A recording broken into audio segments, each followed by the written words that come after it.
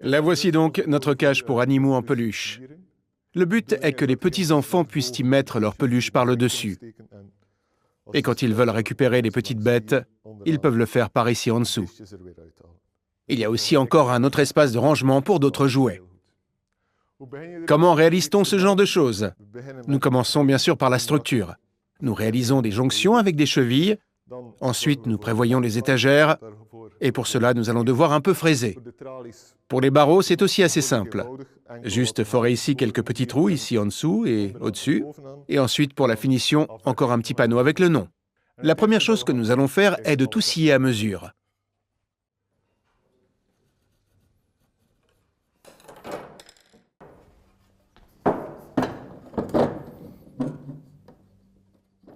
Je fais cela avec une scie à onglet, mais c'est aussi possible avec une scie à main.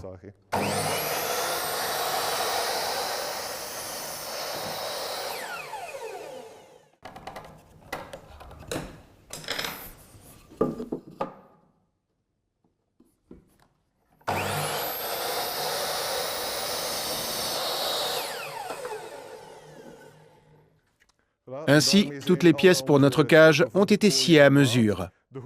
Les pieux de coin ont 138 cm, ces longues étagères ont 138 cm et les petites ont 38 cm. Le plateau de base vient sur les lattes de traverse. Si vous le faites ainsi, on verra les côtés de votre plateau, et ce n'est pas toujours très beau. Pour cela, nous allons enlever un morceau de la latte de traverse, de façon à ce que le plateau s'y intègre parfaitement et que donc on ne verra plus les côtés. Une telle petite table de fraisage, on l'utilise lorsqu'on doit fraiser de fines lattes. Avec une défonceuse, vous n'aurez jamais suffisamment d'appui parce que la latte est trop étroite. Pour cela, nous mettons la machine à l'envers sous la petite table et nous pouvons ainsi fraiser. J'ai déjà réglé l'appareil à la bonne largeur. Une fraise de 10 mm et la bonne profondeur, je l'ai réglée à 18 mm. Nous allons faire de la poussière.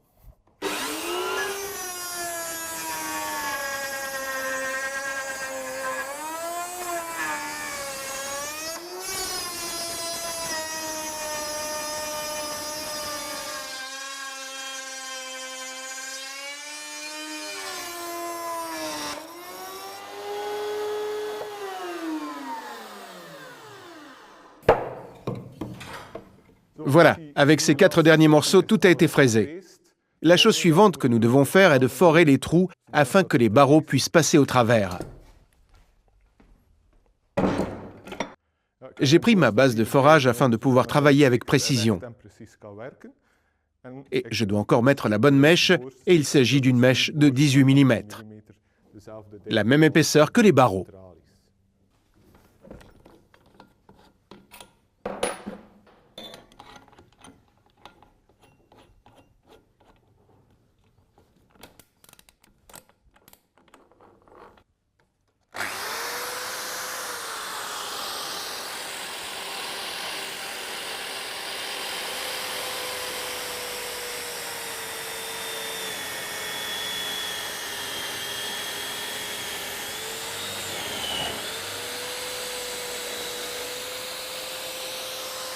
Si vous travaillez avec une foreuse sur base, vous devez alors faire démarrer votre foreuse en 2 étapes.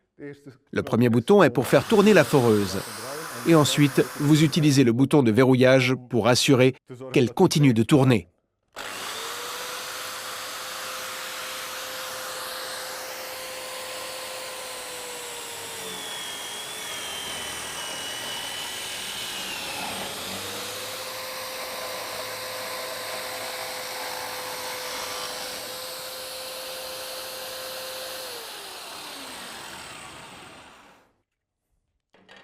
Donc, nous avons maintenant veillé à forer tous les trous au travers des lattes. Pour l'autre moitié des lattes, là où s'arrêtent les barreaux, nous devons veiller à ce que les trous soient forés à la moitié de la profondeur. Pour cela, nous devons évidemment régler la base de forage à la bonne hauteur.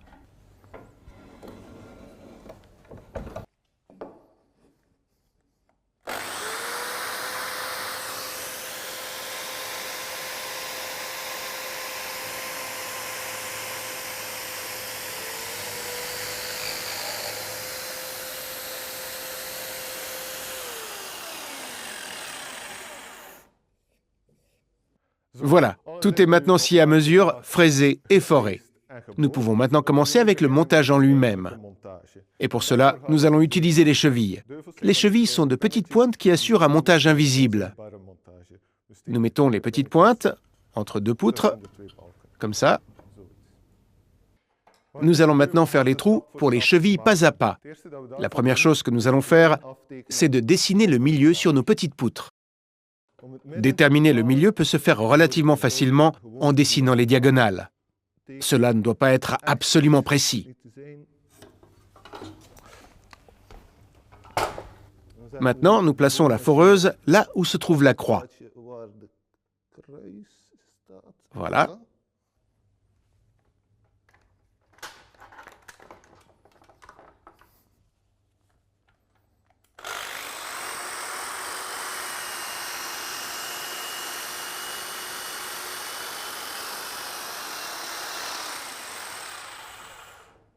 Le but est de forer 2 cm en profondeur. C'est juste un peu plus que la moitié de la longueur d'une cheville.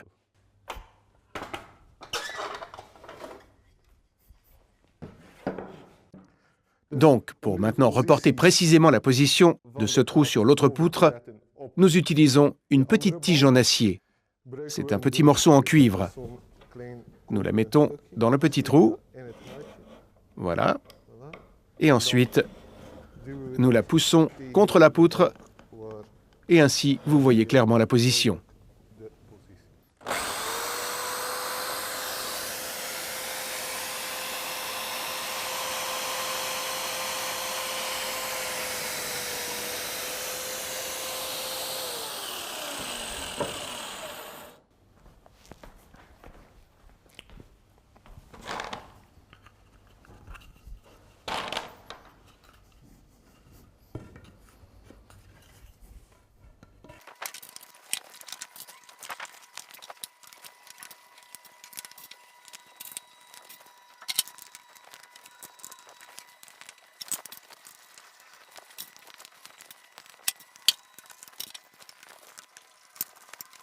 Voilà, j'ai déjà essayé de mettre tous les morceaux ensemble pour voir s'il n'y avait pas d'erreur dans la construction, mais tout concorde.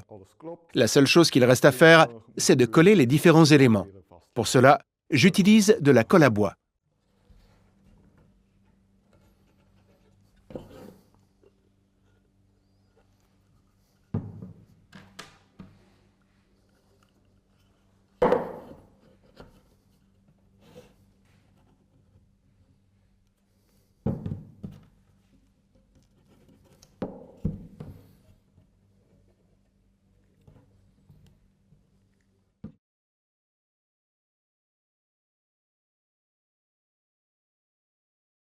Avec une colle à bois, vous le savez, il faut toujours utiliser des serre-joints, car sinon, la colle n'a pas de force.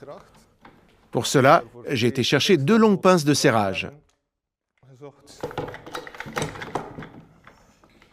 Voilà.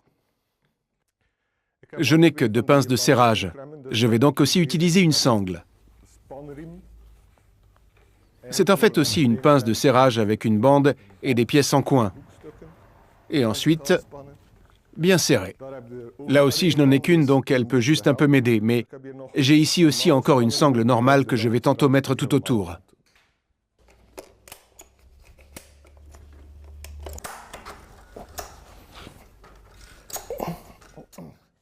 C'est déjà bien serré.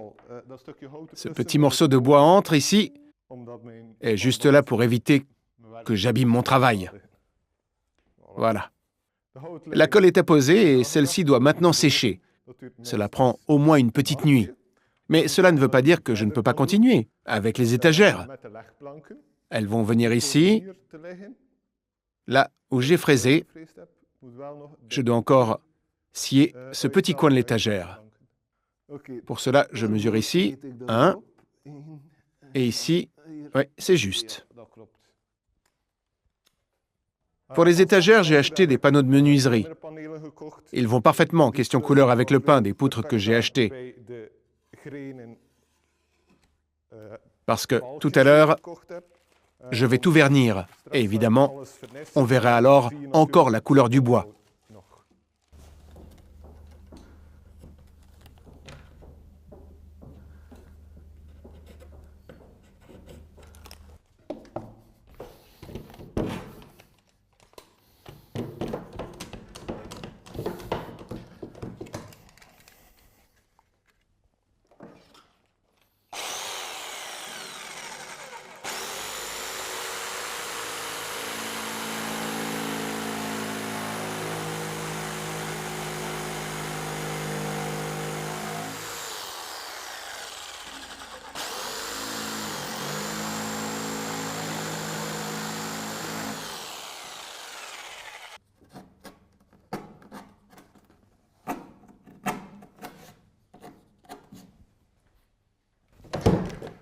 Voilà, c'était ici le 4e coin.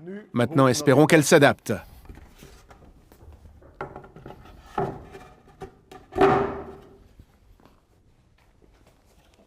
Cela semble bien, voilà, ouais.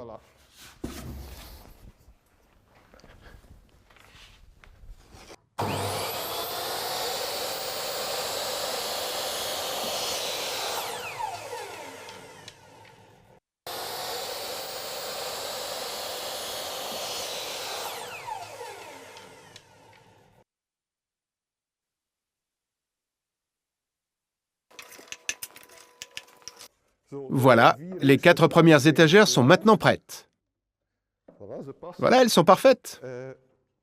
À l'arrière et sur les côtés, il y aura aussi des étagères. Elles sont un peu plus longues parce qu'elles vont jusqu'au 2e morceau.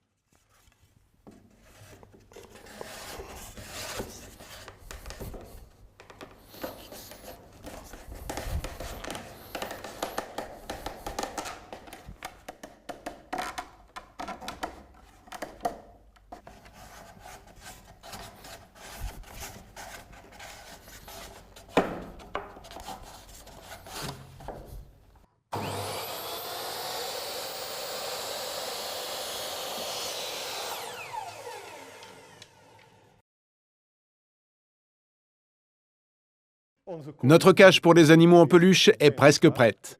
Je vais encore juste réaliser un petit panneau pour le nom, et pour cela, je cherche un morceau de bois restant d'un précédent projet.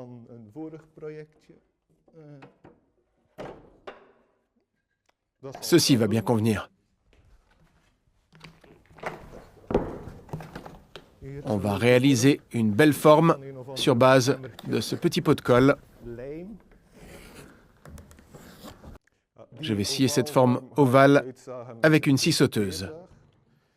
D'abord, bien fixer.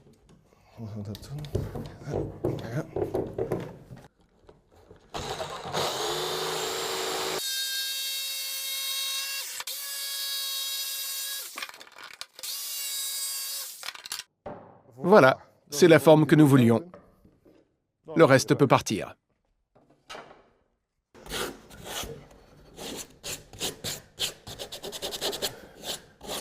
Avant de vernir, je vais d'abord peindre les lettres sur le petit panneau. Pour cela, j'utilise un petit échantillon, parce que j'ai quand même besoin de très peu de peinture.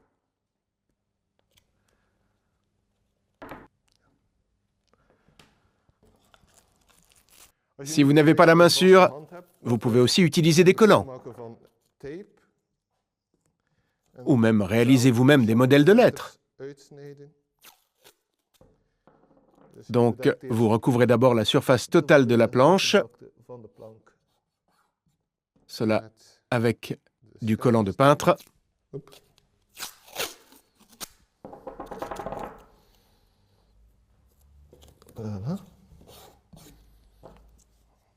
Et ensuite, vous dessinez ici les lettres que vous souhaitez.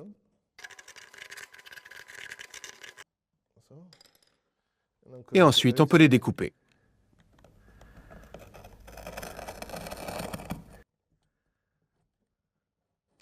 Voilà, maintenant que tout a été découpé, nous jetons les morceaux de collant dont nous n'avons plus besoin.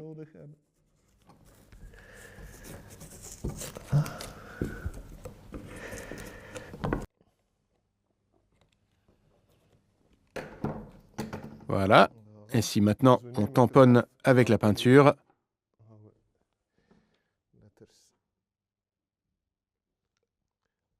les lettres vont rester blanches et le fond deviendra rouge. Donc, essayez de ne pas utiliser trop de peinture, afin qu'elle n'arrive pas en dessous du collant, et bien tamponner, jusqu'à ce que tout soit bien recouvert.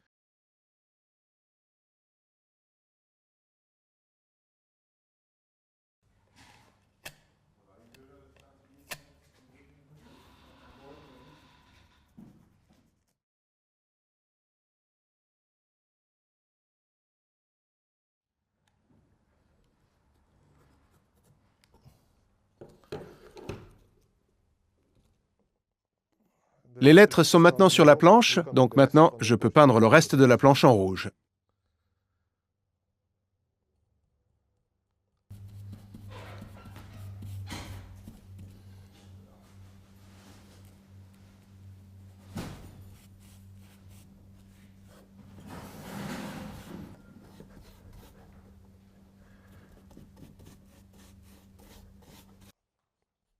Je vais maintenant laisser cette petite planche sécher avant de la fixer.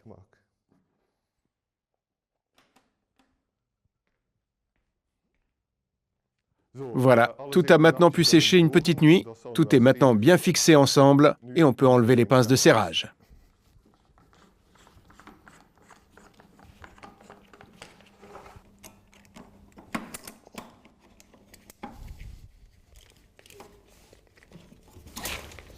La petite planche avec le nom est maintenant aussi sèche.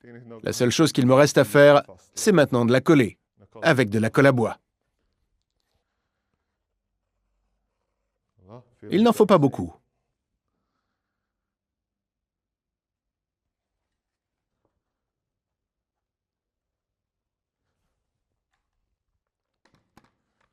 Et mettre la pince, et veiller à ce que tout soit bien droit. Voilà.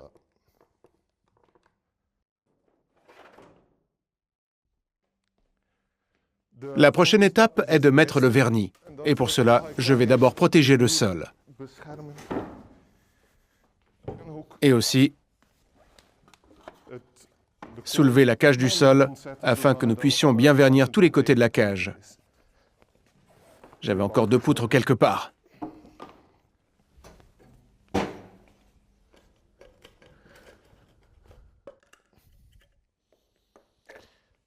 C'est blanc, parce que c'est un vernis incolore à base d'eau. Ne pas avoir peur, donc.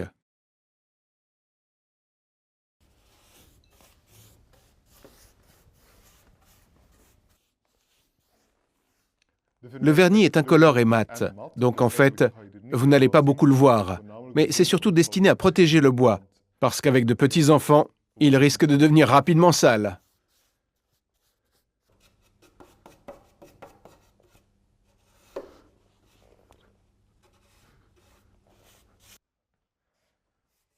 Le vernis est sec et la colle à bois est aussi sèche. Enfin, je pense. Oui, en effet. Donc, la seule chose que nous ayons encore à faire, c'est de fixer les petits pieds en dessous pour ne pas abîmer le sol. Vous venez m'aider?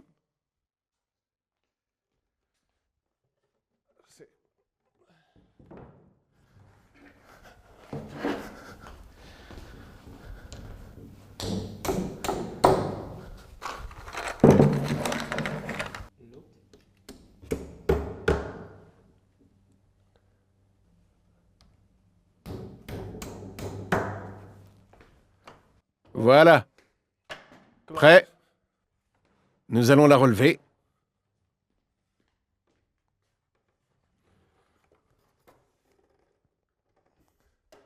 Merci.